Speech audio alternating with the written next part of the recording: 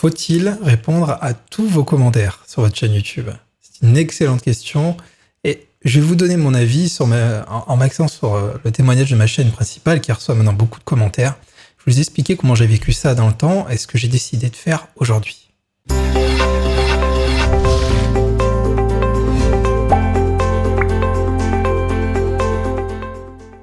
Bonjour à tous, j'espère que vous allez bien, je suis très content de vous retrouver pour cette nouvelle vidéo. Alors effectivement, aujourd'hui, je vais vous parler de commentaires.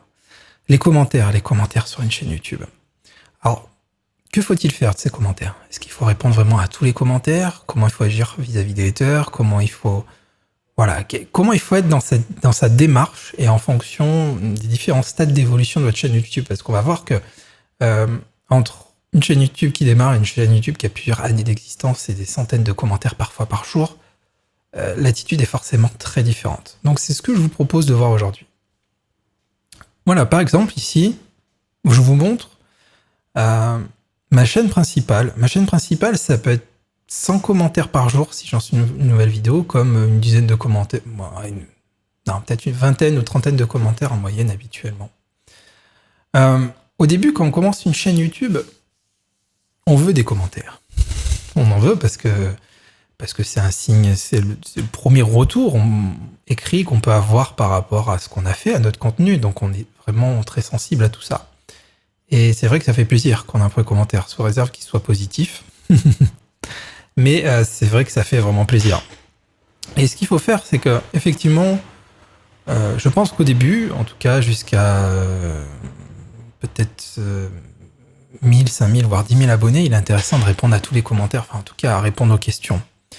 Ce que ça permet, humainement c'est possible, vous n'allez pas avoir tant de messages que ça, vous en allez avoir, quand vous commencez, vous en avez vraiment un de temps en temps.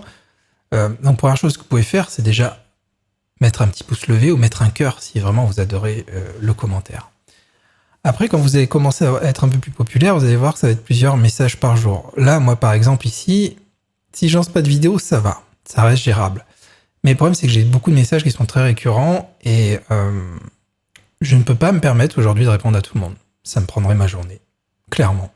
Donc bien sûr, je vais lire, je vais approuver ou pas, je vais mettre un pouce ou un petit cœur, voilà. Mais je vais pas répondre à tout le monde. Si par contre, il y a des questions, quand je vois ici qu'il y a un point d'interrogation, je prends mon dernier commentaire, je n'ai pas encore vu. Je vais le lire. Salut Anthony, j'aimerais me mettre au chômage pour pouvoir essayer de passer beaucoup de temps sur mes œuvres et mon évolution en tant qu'artiste peintre. Je me demande comment tu as commencé, etc., etc., etc. Et ça finit par tu as arrêté ton travail pour te mettre au chômage et essayer de vivre de ton art directement. Ouais, bon, il faudra que je vois ça tout à l'heure. Voilà, quand vous avez des questions comme ça, c'est intéressant par contre de jouer le jeu de répondre. Parce que la personne attend un retour de votre part. Quand la plupart du temps, c'est juste du commentaire très positif, ça fait plaisir, mais la plupart du temps, voilà, c'est ça. Vidéo très pertinente et bien expliquée. Comme d'habitude, tout ce que tu réalises est un chef-d'œuvre. Cette présentation avec une musique est superbe, tes tableaux sont superbes. Voilà, c'est souvent du compliment ou des gens qui sont adorables, voilà, comme ça. Donc là, moi, je mets un petit cœur, mais je vais pas répondre. Je vais pas répondre parce qu'il n'y a pas de questions. Donc j'essaie quand même tous les jours de traiter mon flux de commentaires et de mettre un petit cœur ou pas. Là, je commence à être en questionnement à pu mettre les petits cœurs parce que des fois, il y a vraiment un flux, on va dire que le petit cœur ici ou le like me permet vraiment surtout de me repérer dans la pile de commentaires à traiter, pour être honnête. Et voilà, c'est intéressant en tout cas de garder de la proximité. Alors pourquoi ?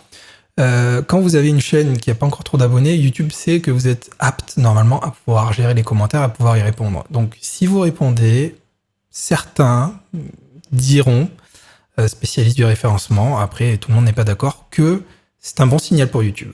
Le fait de mettre un petit cœur, de répondre, de prendre le temps de répondre et limite de commencer à créer un échange, c'est-à-dire de faire plusieurs allers-retours avec la personne, c'est-à-dire vous répondez une fois, la personne répond une nouvelle fois, vous répondez encore, serait bénéfique pour le référencement de vos vidéos sur YouTube.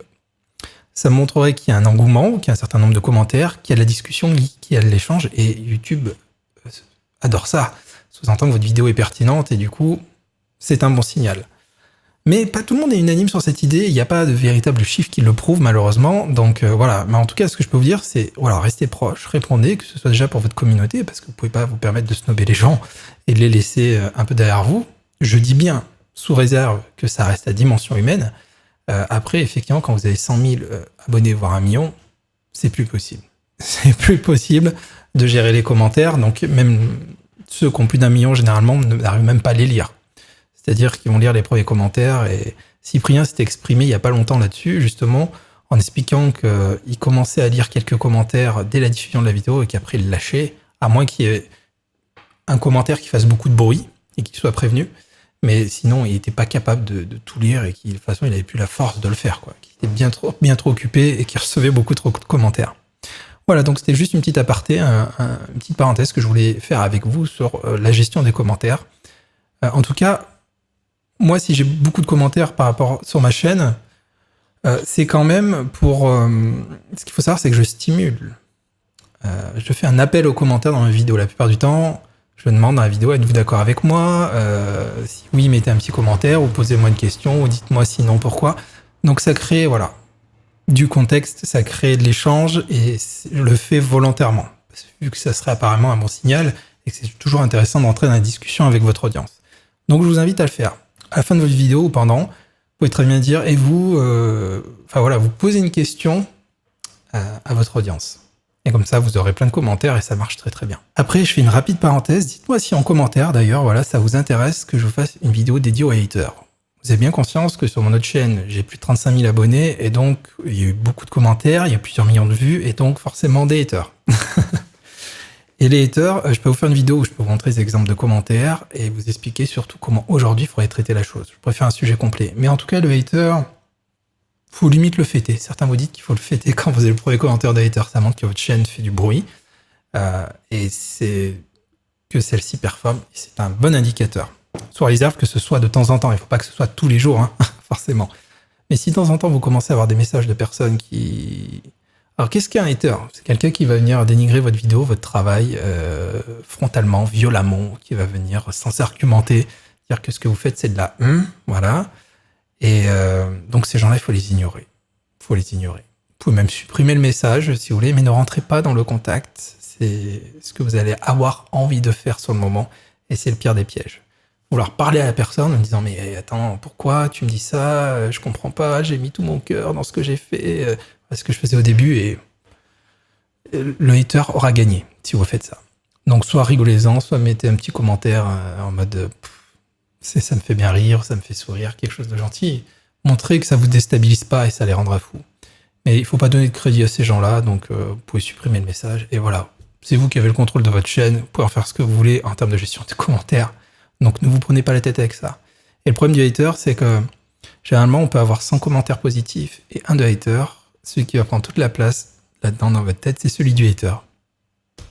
Ça, c'est psychologique, c'est humain, c'est qu'on comprend pas des fois la critique et ça nous blesse. Et donc ça prend toute la place sur le reste. Il faut apprendre à le gérer. Ça s'apprend avec le temps. Mais pourtant, moi qui suis quelqu'un de très sensible et d'introverti, ça a été très dur au début, surtout avec ma carrière artistique, mais vous verrez qu'avec le temps, on apprend à faire avec et on apprend surtout à gérer tout ça. Voilà, c'était une petite parenthèse associée aux commentaires.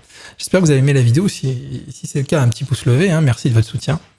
Et puis abonnez-vous en dessous pour recevoir toutes les prochaines vidéos. Cliquez sur la petite cloche aussi, sinon vous ne serez pas notifié. Et moi, je vous dis à très bientôt pour une nouvelle vidéo. Vous voulez continuer? Je suis certain que vous allez adorer cette vidéo que je vous montre ici. Puis en passant, vous pouvez vous abonner en cliquant sur le petit cercle ici.